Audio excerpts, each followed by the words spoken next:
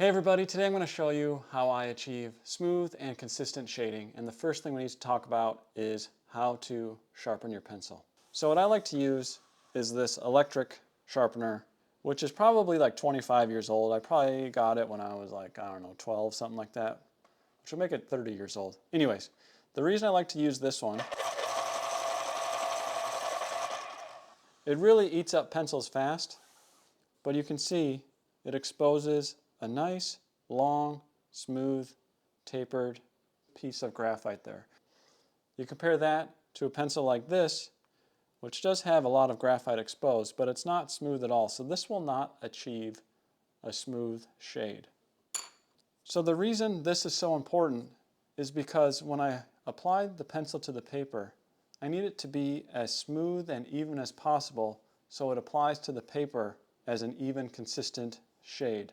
So let's get to shading here. Now I like to hold the pencil with an overhand grip because it just helps me maintain a more constant and even pressure.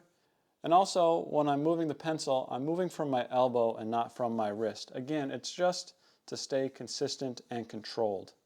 So as I get ready to shade here, I want as much graphite from the pencil hitting the paper as possible, short of having the wood part of the pencil drag on the paper. I'm nearly parallel to the paper here. And then just nice and controlled, I'll move down the paper. Again, consistent, even pressure throughout, just moving left to right, nice and easy. And what I like to do then to achieve a really smooth shade, rotate my paper.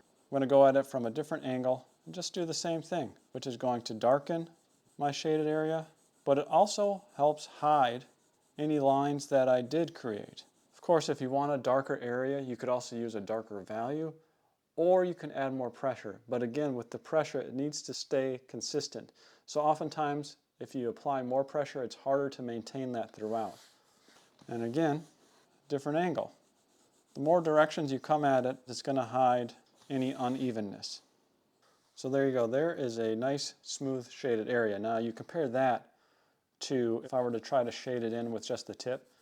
Not only is it harder to stay consistent with my pressure and application on the paper, it's also taking a lot longer to shade an area that size, and the tip of my pencil is wearing down a lot faster. Now you can see this paper has a little bit of a texture to it. So shading in with the side of our pencil reveals a little bit of that. So what you do then is you take your blending stump, and you can see this one has got a lot of usage on it. We want it to be cleaned off.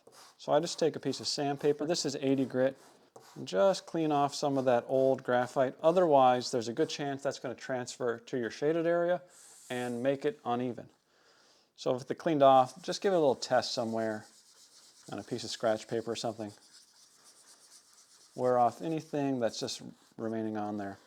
But now let's start to work out some of this texture. And the good thing is, it's just the same technique we did with our pencil, left to right, nice and smooth, and it's going to fill in that texture. Hit it from different directions. Again, rotate your paper as is comfortable for you.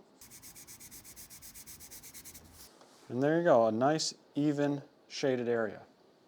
So of course there is smooth paper, so there's a lot less texture here, which will allow for smoother, more even shading. But the downside is it's often more expensive. So it's best to practice on sketch paper before moving on to a higher end smooth paper. We just apply the same technique here. Now on a nicely shaded area, there is one thing you want to try to avoid at all costs, and that is having to erase a section. Because once you do that, it gets really hard to bring it back to an even shade. So using your eraser on a shaded area, I would make almost a last resort if you have no other options. So when you're practicing and developing your shading, take whatever tips and tricks here work for you, but also don't be afraid to play around and try something new that maybe comes easier to you. Don't forget, you're the most important part of your drawing practice. If something works better a different way, That's how you develop your own style and techniques. It's how you learn the most. And just use my tips and tricks as a jumping off point. You are the most important part of developing your drawing style.